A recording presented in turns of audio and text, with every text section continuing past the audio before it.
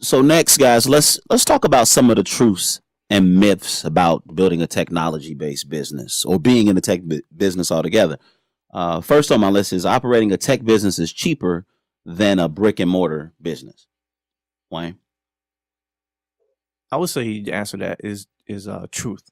With today's technology in terms of access and hosting and scaling up your business, it doesn't almost start over. Start over. Okay, you can just go right in. We'll edit it. I would say that is truth. It doesn't cost as much to run a technology-based business versus a traditional brick and mortar business. In terms of, let's start with some basic logistics. In terms of, you can co-work in terms of have an office space or work from home. So you don't have to pay that high rent in terms of brick and mortar business, number one. And then you can have a technology product, so forth, or and then we can build that on hosting and so forth. And with the hosting, there's Rackspace, Amazon, various cloud services that just the cost there in terms of hosting your product, it doesn't cost that much as it used to 5-10 years ago. And then the resources available to say scale up in terms of your product, it doesn't cost that much either. And so it's more in terms of time, and then how big is your team, and then what other resources you need to help run your company. Even everything from managing accountant to payroll to you name it, other development resources. It's just not as expensive as it used to be. Wow, Dan, you have something you want to add to the truth about operating a tech business being cheaper than a brick and mortar business? Yeah, absolutely. First and foremost, I mentioned this a little bit earlier, but the financial barriers of entry are, 10 times lower. So, in looking for, building or launching a brick and mortar business, you're typically out there talking to a bank about a loan to find some retail space. Or you may not even be looking for a loan, but you're still going through that process of going out there and having to look for a physical location to set up shop. Whereas with these tech businesses, the barriers of entry financially are much lower for you to find a location to host your site, to buy a domain name, to potentially set up a landing page before your product is even built, just so you can have a web presence and at least have some value proposition information out there. So folks that go to your domain name and see your value prop, you still look professional as a business and as a brand. And to do that in a physical setting is much harder to do, and much more expensive. And then as you move forward, to actually scale these businesses is much cheaper and much quicker for you to reach new customers and customers in tenfold. So when I think about that, I think about, a McDonald's. If a McDonald's has one franchise and this particular franchise owner is looking for another location to set up shop because he sees an opportunity in another market, he has to, again, go through this process of building this McDonald's, finding the funding for this McDonald's, setting up staff to operate this McDonald's. Whereas if you wanted to get into that same market from a tech space, all you possibly have to do is, figure out how to market to those customers in that demographic. And that's it. And then you pay for the hosting and the traffic that you incur after that, but those customers have already paid for that. So it's fine. Truths and myths about the tech business. And the next piece I'd like to maybe shed some light on is time. It's quick to build a tech-based business. Tracy? Myth.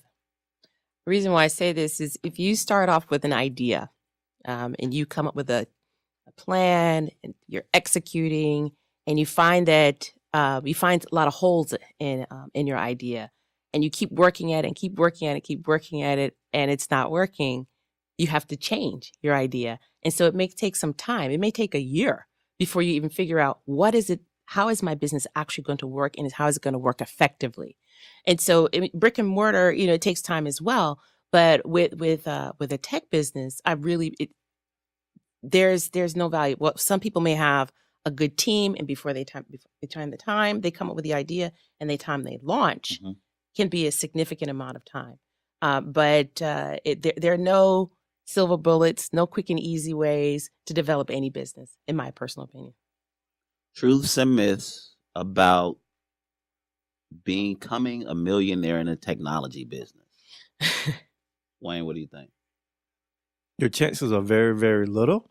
I like to put in perception of it's almost like making it to the NBA.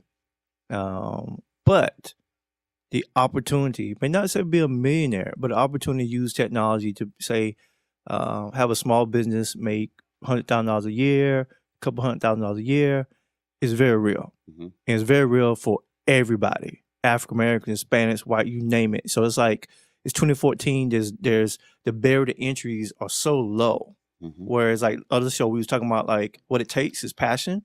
Whereas if you just want to take the passion, you know what? Identify right now. You know, Dan mentioned there's like things you can do in terms of saying setting your landing page up and so forth. You right now say go ask 20 people in your network and saying, do you need a website? Do you know anybody who needs a website done? That's it, right? And say half of those people say yes. All right. Do the math. You charge each, half of those individuals on an average, anywhere between $1,500 to $5,000 per site, right? 10 people, $5,000. Do the math, right? And you say, you know what? You don't have the skills to build websites, but in the next 30 days, you're going to take a course on Ruby on Rails. You're going to take a course on HTML, take a course on design, and by 30 days, you're going to be able to build these websites. Okay. So immediately you gotta pull a potential making $50,000. And let's say it's going to take you an average 3 weeks to do a website, $50,000 in 6 months. All right. And then that just trickles. So now you got a $100,000 a year business of building websites for people in your community. I quit. Now the question for us and our people is like, people gonna pay you your value, or they was like, can I get a hookup? Right. There is a process for that. You gotta build the resume. Get a hookup. Well, you just started out, so let me get it for $5. Get it for $50. But it may not be building an HTML website. A lot of times they say, hey, I want to build a mobile app, so forth, or maybe some other design type work as well. But know your value and then set up a plan to charge. And but the millionaire opportunity could have come, but I would like for our audience to think about in a different way. Not just saying get rich quick in terms of what we think. Like Instagram, boom, billionaires. WhatsApp, boom, billionaires. Right? Mark Zuckerberg, boom. Even Instagram story, it was not an overnight success. They had another platform that was failing. And the one feature what people was doing in their platform was uploading photos and sharing. So they said, let's pivot, pull that out, and then it just took off. And work on that. Yeah, but they had a failure. They learned from that failure. Then it Failing. evolved to Instagram and so forth. And so that's what it takes.